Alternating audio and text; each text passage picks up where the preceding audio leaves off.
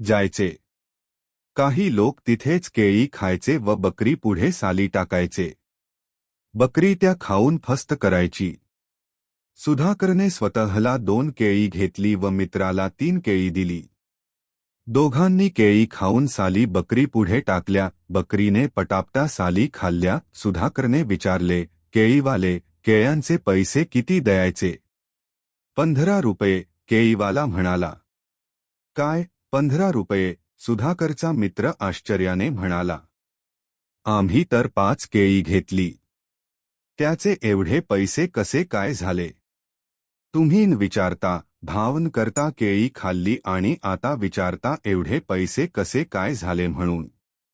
एक तर 15 रुपये द्या, नाहीतर माझी केळी परत करा। केळीवाला डोळे मोठे करत म्हणाला। जर ही गोष्ट तुम्हाला आवडली असेल तर चॅनलला सबस्क्राइब करा। आपण केळ्यांचा भाव विचारायला हवा होता। आपण तो विचारला नाही, म्हणून त्याने नाईलाजाने केळ्यांचे 15 रुपये दिले।